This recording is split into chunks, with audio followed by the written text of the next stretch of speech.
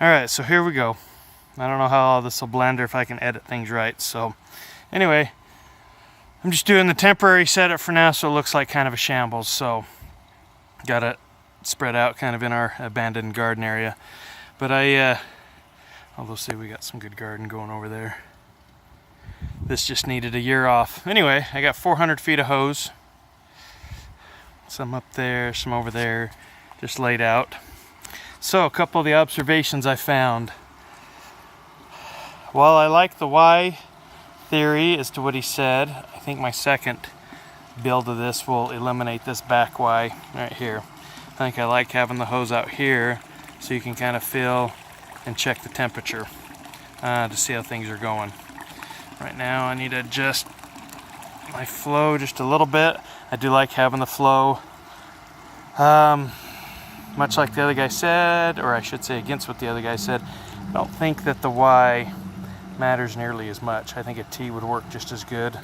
You are pushing 1.5 inch pipe through a 1/2 inch, so this will be your biggest thing to regulate how much flow is going through it. So as you can see, that's virtually open. I also watch my gauge, make sure it stays in the green. So if you watch, I'll restrict flow here to the big one, but obviously that passes more water through. You're not going to heat the water as fast, so that's not as good. So we'll turn it down a little bit. A constant trickle is better than too much trickle. Anyway, I used 1.5 inch poly. I went and got. I'd initially bought those hose barbs. But yeah, they weren't going to work with the white PVC. So I tried putting the white PVC into slip fittings, and yeah, they didn't work for me either. For whatever reason, they wouldn't hold. I even went and got a 2-part to try and seal them up. There's just too much play.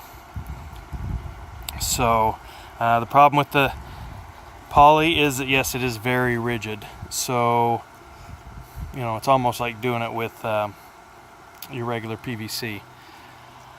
So next year when I clean things up and make it a little better, I think I'll just plumb it all with 1.5 inch poly because it's black. A little bit more heating, not a ton, especially on the 1.5 inch because you're pumping way more water through than what that pipe would heat. But I think next time I'll do it with poly. Put my pump a little farther away, maybe put it over here out of the way, and yeah, that's just my little filter. But it's amazing how much difference it made.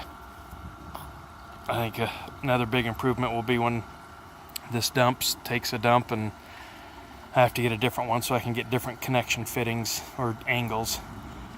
Anyway, yeah, I think I'll put it back there next year. Get rid of that composter and build a little spot for it. Because yeah, with it being hard, it's put a lot of stress on this. I put that plug in there, like I said, to check so I can pay attention to the heat that's coming out. I still have a little bit of leaks, but the poly slipped over those barbs. Use your old heat gun. I even tried, I'm a carpet cleaner by trade, so I have these nifty 1.5 inch cuffs.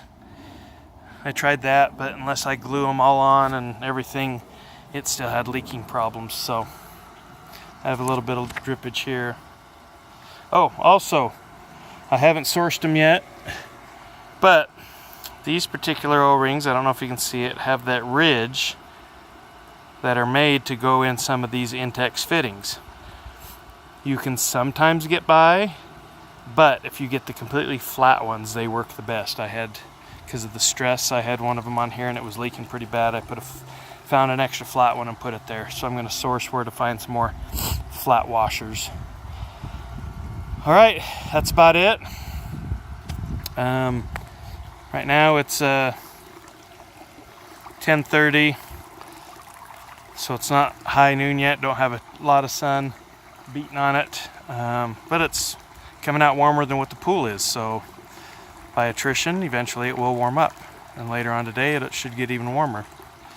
And I just have that clamped on because that PVC is stiff, or poly, excuse me. Thanks.